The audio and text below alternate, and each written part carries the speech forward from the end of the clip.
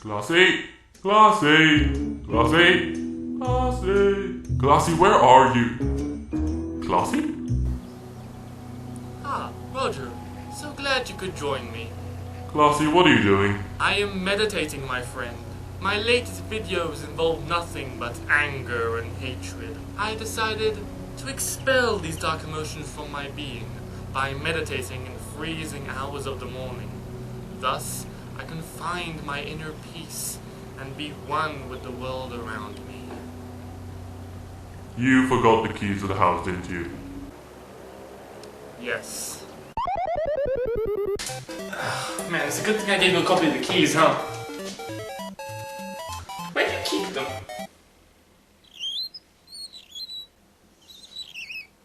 Anyway, let's watch a bit of TV, shall we? You know, for a guy who reviews video games, I watch a lot of TV. I don't know. Oh yeah, Xiaolin Showdown. Now that's what I'm talking about. What's not to love about this show, honestly? Awesome characters, awesome settings, one of the greatest villains to have ever graced the silver screen, memorable duels and fight scenes, and of course, the Shen-Gong-Wu. Most people say it's a journey that counts, not the destination. I say screw the journey, give me the next awesome Shen-Gong-Wu. Let me do the flips and turn invisible. I mean, with such a good show, there's no one, absolutely no one, who could possibly screw it up in any form or game. Here you go. I hate my life. Xiaolin Showdown, released in 2006 by Bottle Rocket Entertainment, who have an outstanding lineage of games under their belts, like Rise of the Kaisai. That's it. That's all they made. They made 2 games, and then they closed down. Well, aren't we off to a good start? This game, it's something else, I can tell you that much. I remember my younger and stupid self buying this game in a bargain bin one day for something along the lines of €5 or $7. And to this day, I regret spending those $7 100%. No redeeming values, no nostalgic fun, nada, nothing. 100% regret. I mean, at least with Arrow Control, I had a tiny bit of fun, but not here. 100% regret. So the game starts off by showing us the plot of the main series, and I'm going to give a quick recap for you guys. Bruce Lee and Witch Doctor have a duel called the Xiaolin Showdown, where Bruce Lee imprisons said Witch Doctor into a puzzle box before scattering his weapons called the Shen-Gong-Wu across the globe, including choppers that make you shrink, a glove with a magnet, and the worst necklace you could give a girlfriend ever. 1,000 years later, evil comes back to attack, and a Texan, an Asian, a Mexican, and a ping pong ball must save the world from the new evil in the form of a reject from the group Kiss, Boba the sad ghost clown who used to be the Witch Doctor, and a 1,000-year-old cat team who can turn into, you guessed it, a giant lizard. They must stop the villains from forming Malamalajong, a demon made up from the Shen-Gong-Wu, aka the good guy's weapons, or else all chaos will be let loose and plunge the world in 10,000 years of darkness. What? I said quick, not simple.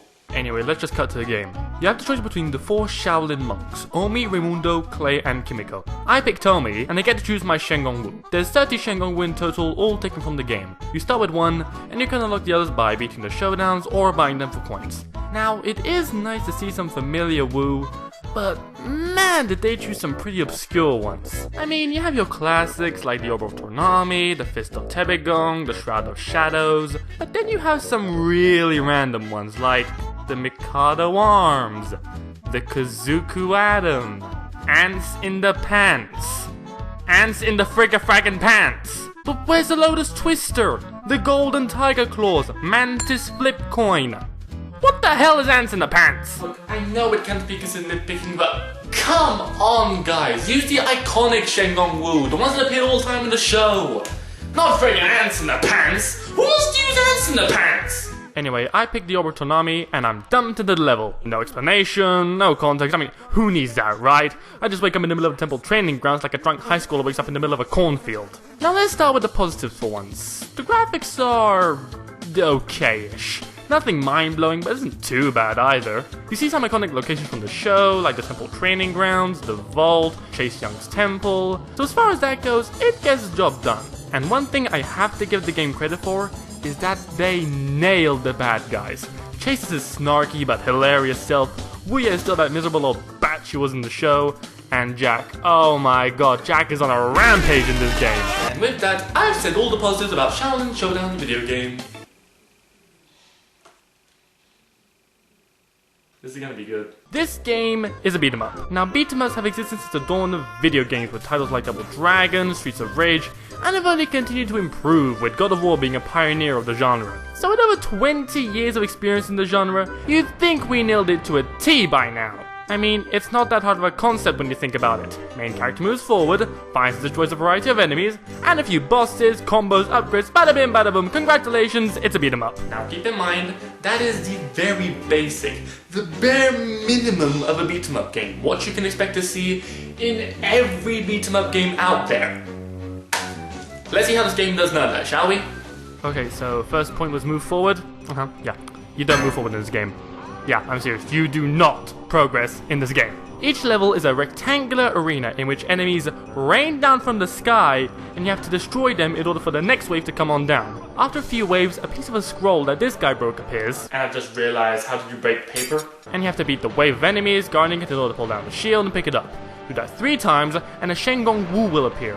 Grabbing that will activate a showdown, and beating said showdown will end the level. Do that 18 times, and you win the game. I'm not even exaggerating. Now if this sounds extremely boring and tedious to you, don't worry, it only gets worse from here. Let's address the elephant in the room. How's it going? All these arenas have nothing! There is nothing here! No secrets, no hidden power-ups, no collectibles, absolutely nothing to interact with. Just you, them, a few pots, and that's it. That's your level. Maybe you'll get a stage hazard here or there, but they're not too much trouble. I mean, the hazard's there, and all this area is safe, so I should be good to go. Now I wouldn't go so far as to call these levels empty, because when you think of things that are empty, my space is empty, the Digital Homicide Fan Club is empty, the inside of Kim Kardashian's head is empty, so still we're not in a barren wasteland here. More often than not, random parts will fall from the sky, like mojo that boosts your strength and stamina, cheer jars that allow you to use multiple Shen-Gong-Wu, Dojo's dragon juice. Hey, you could find that in Kim Kardashian's head. These items will help you on your no. God damn it, I found a secret level! Yes, this is the only game I know of where you're pissed off because you found a secret level. Sometimes enemies will drop these yin-yang yo-yos that will transport you to a bonus world where you can collect power-ups and coins for about 30 seconds, then return back to the real world. Yeah, great. Whoop-de-friggin-do, I'm so excited! These things just completely cut the pace of the game! I mean, just watch this and try not to fall asleep. I dare you.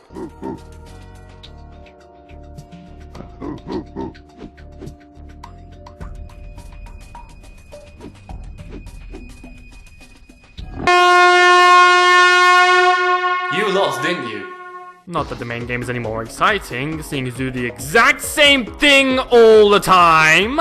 I know the way I described it earlier sounds like I'm exaggerating, but I'm really not. All you do is wait for enemies to come to you and wait for the next thing to happen. And those things are just more enemies floating down. Now in games like God of War, this kind of stuff works. Maybe because you can actually move forward, but 2, because there are multiple ways you can dispatch your foes. Weapons, combos, parries, special abilities. You have an entire menu to choose from to destroy everything in your wake. This game's combat is if the only thing on the menu is a ball of Weetabix. It's simple. Square punches, circle activates your Wu, and holding triangle lets you do a special move. That's it. For the entire game. It's literally just spam square to win. No weapons, no combos. There are so little combos that there isn't even a combo list on the main menu. No combo list in a beat 'em up. That's when an alarm should be ringing in your head, guys. No, I lie, right? I lie. There is one more thing you can do. If you press square while in the air, you'll lock onto something and rush towards it like a homing missile from Worms. You'll probably be spamming this move quite a bit because it saves time and gets you places very quickly. At least it would, if the locking on system made any goddamn sense. Apparently, I can lock onto enemies by moving the R3 button in their direction, but I'm pretty sure the developers are just pranking me and it's random, because this thing goes all over the place. It doesn't lock onto the closest enemy, it can lock onto anything on the map, including things on the other side of it. And as a result, it can't make up its goddamn mind, and you end up with scenarios like this. Just pick one, you egg-headed twat! I didn't mean your friends, you moron! Yeah, another fun concept in this game. You can attack your friends. In fact, you can beat the living daylight out of your friends. In fact, you'll probably be beating the living daylight out of them more often than not, because of the crappy locking on system making you hit them rather than the killer robot. I swear, I swear, I'm trying my damnedest to hit that thing, but the game won't let me! And even worse, your friends attack you back! Look at this! Kimiko is just completely ignoring the giant killer robot and is instead coming to beat me into the ground. All focus is on me. I don't know why you would do that, Kimiko. I have done nothing to wrong you, love. Look, just look at it like this. Battletoads on the NES let you attack your friends. Batman and Robin on the SNES let you attack your friends. Xiaolin Showdown on the PlayStation 2 lets you attack your friends. What do these three games have in common? They suck and everyone hates them.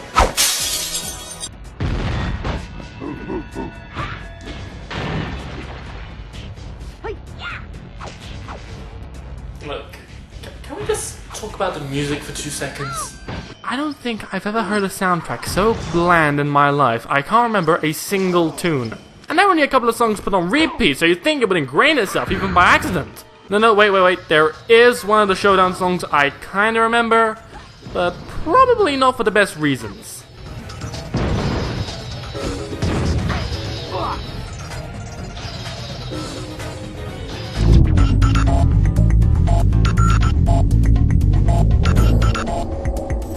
Ah yes, the showdowns, the meat of the game, the moment everyone was waiting for in the show. How does it fare up in the game?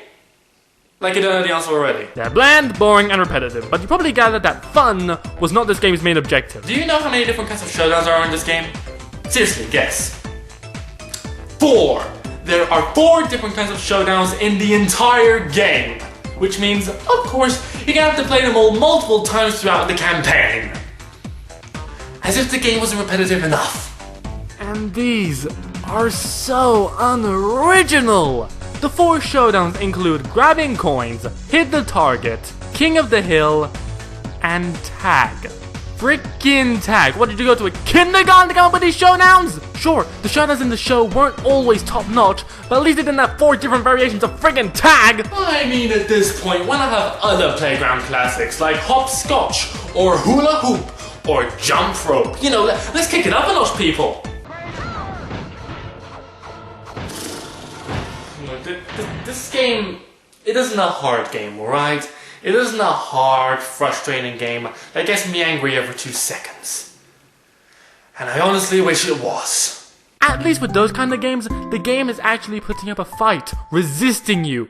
And you being the stubborn gamer that you are, you don't give up. You get up and you keep going. You need to prove yourself. You have a goal you want to fulfill. But here, the game isn't even putting up a fight. It's just letting the story trudge along without any meaning or care, with or without you.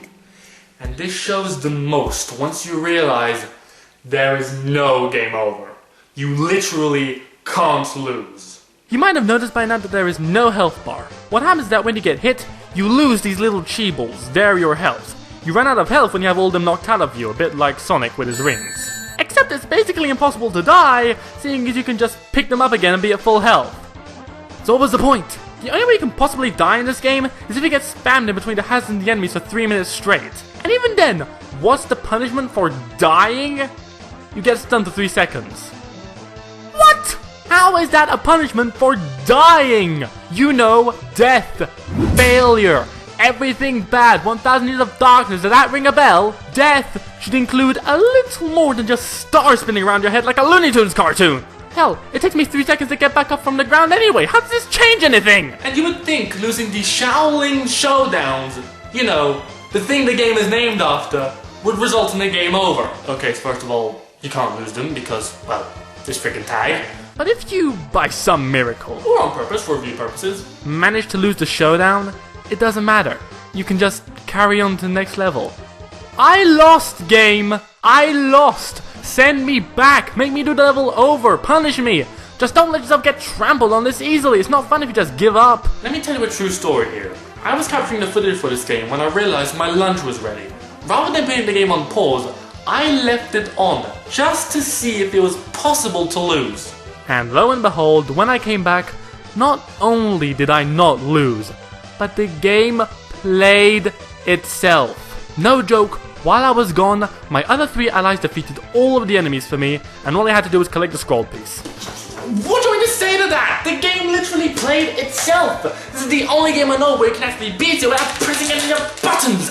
Look, this game, it's a masterpiece.